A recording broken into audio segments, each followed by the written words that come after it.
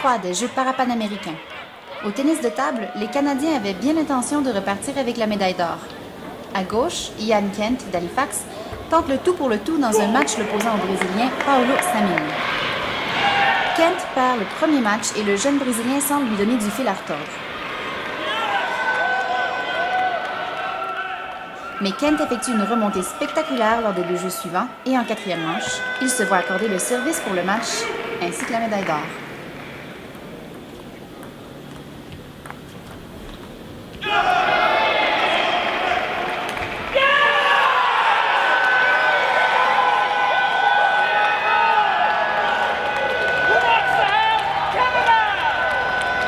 Kent ajoute une médaille d'or à la récolte canadienne, mais il n'est pas le seul. Stephanie Chan de Richmond remporte l'argent chez les femmes en simple. Au Vélodrome des Parapanaméricains, les cyclistes canadiens connaissent une autre journée fructueuse en ce 3e jour en remportant 2 autres médailles d'or pour prendre la tête du classement. Tout d'abord, à la poursuite individuelle féminine, le tandem composé de Robbie Weldon et Lynn Bessette ont eu raison des Américaines. Après 12 tours de piste, Weldon et Bessette ont franchi la ligne d'arrivée la première.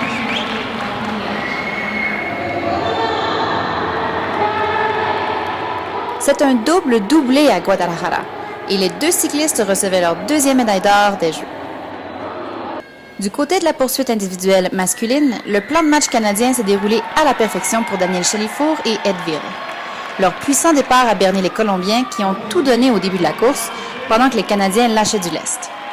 L'or semblait à la portée de la Colombie jusqu'aux 2 derniers tours de piste où les Canadiens sont revenus de l'arrière. Chalifour et Veal ont passé la ligne d'arrivée en tête.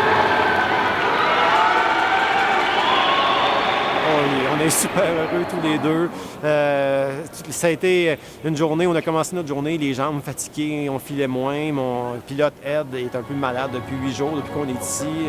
Donc, tous les deux, un matin, on se sentait pas fort, mais finalement, c'est une course après l'autre, on a réussi à s'en sortir. On a fini notre qualification avec une crevaison, avec 4 tours à faire.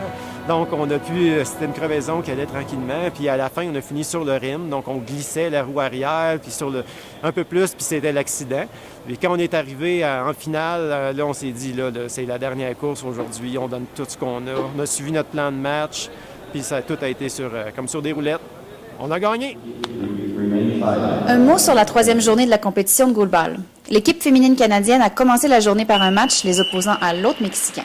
Les Canadiennes ont accordé le premier but du match, mais elles ont aussitôt entrepris leur remontée. Si vous ne savez pas à quoi ressemble un ballon de goalball, alors en voici un. My name is Brendan. I'm on the Canadian men's goalball team. And so right here in my hand is the ball.